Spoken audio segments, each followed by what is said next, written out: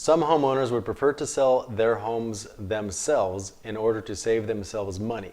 And when that happens, that home becomes a for sale by owner. Hi everybody, I'm Steve Heiss with Homes by Steve and Tricia, and today I want to share with you 10 insider tips on how to sell your home yourself. Okay, price it right. So home prices are determined by fluctuations in the market, not necessarily by what you think your home is worth. So you need to price your home accordingly. A lot of people use Zillow or Realtor.com to get an estimate of what their home is worth.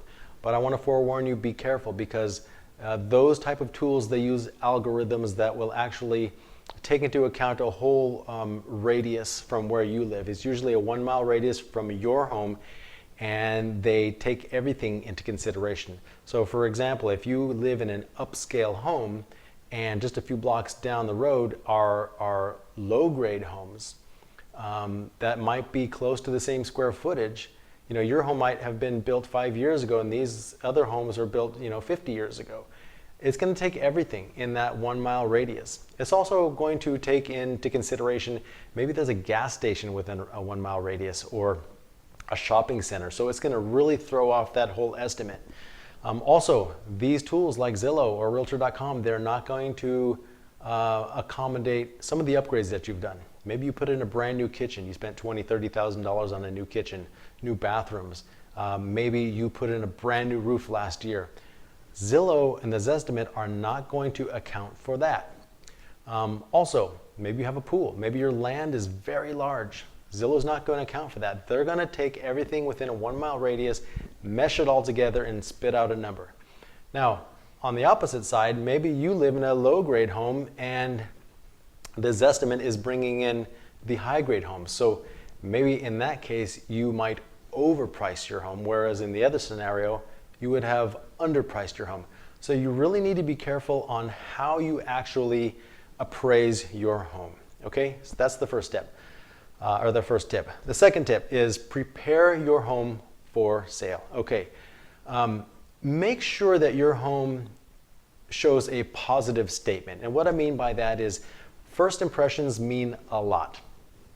If you're trying to bring in buyers, you want to make your home shows very nicely. Also, if you need any repairs that need to be done, or you have repairs that need to be done, make sure you hire a professional to do those repairs. Now, I'm not saying that you are not qualified to do those repairs, but example, maybe going back to the kitchen, maybe you want to put in a new kitchen, new countertops. Well, if you're the homeowner and you're putting in new countertops, there might be some corners you might cut. And for you, it might be okay, but for the new home buyer, they might notice that and they may not like that.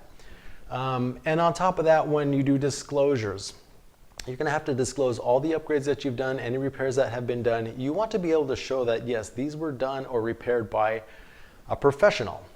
Because if they're not done by a professional, the buyer may not like the idea that the homeowner did the work themselves, might kind of throw the whole deal off. Maybe it won't throw the deal off, but maybe they'll want to come back and get some sort of a credit for the work that was not done by a professional. So keep that in mind. Okay, step number 3, prepare yourself with all the necessary legal documentation. This is a tricky one because there is a lot of documentation that needs to be done during a transaction of a home sale.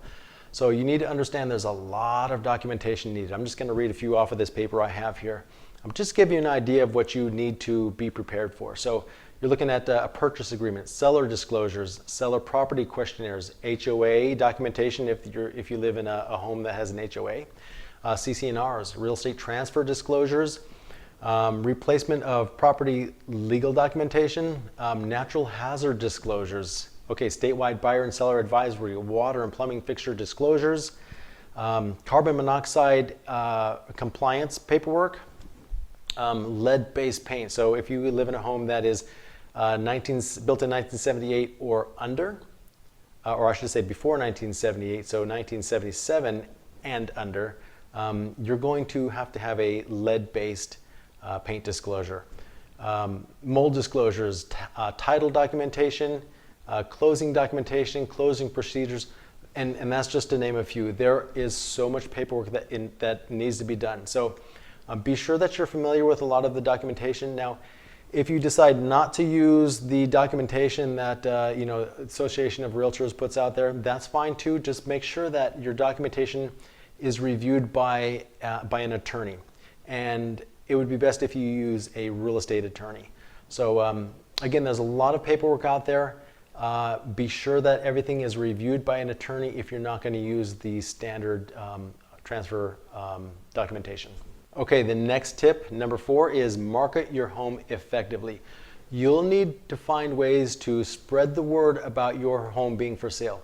So you want to get in a professional photographer, stage your home.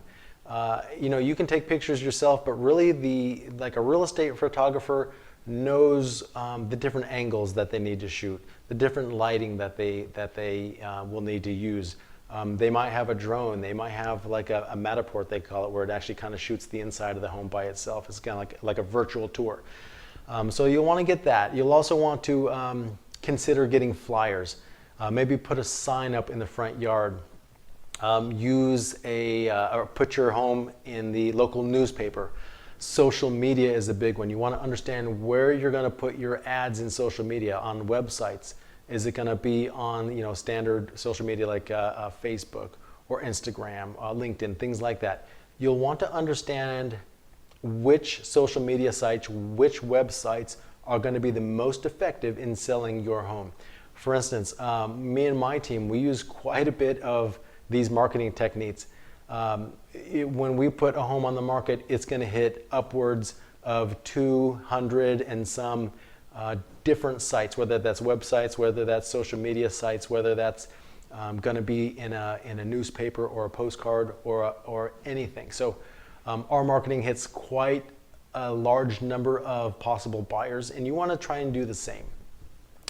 Keep that in mind, because you're not going to have the same advantages as a real estate agent. We have the advantage of putting the home in the MLS, and it gets seen by quite a number of different agents and different buyers. So you may not have that advantage, so you're going to have to find creative ways to market the home yourself. So just keep that in mind, and you have to be creative, because marketing it is going to be very important, because yes, you only need one buyer, that's the truth, but imagine if you can bring in 15 buyers, and of those 15 buyers, you can choose the one that's most qualified, the one that's going to give you maybe the highest price with the best terms, the strongest financials, and so forth. You don't want to get stuck with 1 or 2 possible buyers that barely qualify, if they qualify at all. So that's an important one. Market your home effectively. Okay, number 5 is showings. When you show your house, you want to make sure it shows well. So if you're going to bring a buyer in, you want to make sure the outside of the home looks very nice, is well maintained, well landscaped. You also want to make sure when a buyer walks into your home that it looks amazing, right? You want to make sure your home is clutter free. Remove as much clutter as you possibly can. Go ahead and start packing if you need to, but don't pack away everything. Okay, so leave the furniture out there, but go ahead and take down a lot of the personal items. I usually tell my clients, take down some of the pictures, especially the pictures that have your family members on them. You don't want the buyer to see your family member, not because you don't have a beautiful family, I'm sure you do, but more so because that buyer wants to see their own family on those walls, pictures on those walls. So you want to declutter as much as you possibly can. Take as much off the walls as you possibly can.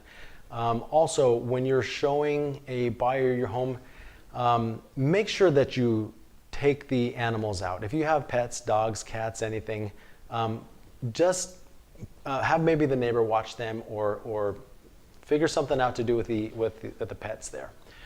The other thing is, you don't want to shadow the buyer as you're walking through the house. Let them walk through. Don't try to oversell the house. Don't tell them, oh yeah, I did this work 2 years ago, I did that work 2 years ago, the neighbor did this, the neighbor.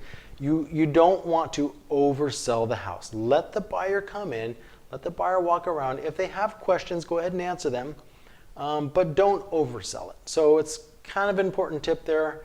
You want to let the buyer understand the house themselves. Let them see what the house is for themselves, if that makes sense. Okay, number 6, pre-qualify your prospects. So again, if you do the marketing properly, you may have a good number of buyers that might want to put an offer in on your home. So what you need to do is actually pre-qualify these buyers. Don't waste your time entertaining buyers who can't afford your home, right? You want to entertain the buyers that are strong financially and that are able to buy your home. So you want to ask relevant questions, and I wrote a couple down here. So for instance, how long have you been looking for a home? Have you had the opportunity to get pre-approved for a home, or will you be paying cash? How much have you been pre-approved for? Do you have a pre-approval letter? And do you have a down payment ready, or would you need to pull that down payment out of a 401k or out of a savings account, something to that nature? So when you're pre-qualifying your buyers, make sure you ask the relevant questions. Make sure that they're actually going to be able to buy this home before you take the time to do the next steps. And again, you're not going to want to do all this legal paperwork when the buyer is not even qualified. Okay, so let's move on to number 7. Okay, so number 7, negotiate effectively and knowledgeably. So what I mean by that is you don't want to negotiate your home from a personal level. You want to negotiate your home from a professional level or a professional standpoint.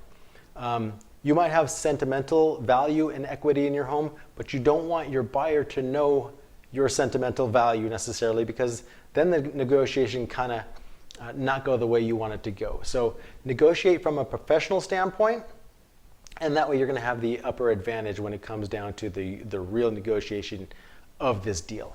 Also, know the objectives of your buyer to determine what their motivation is. Do they need to move quickly? Do they have money for the home? Why are they moving? When you have the knowledge of some of the information from the buyer, you're going to have the upper hand when it comes to the negotiation table. Okay? Let's move on to the next item.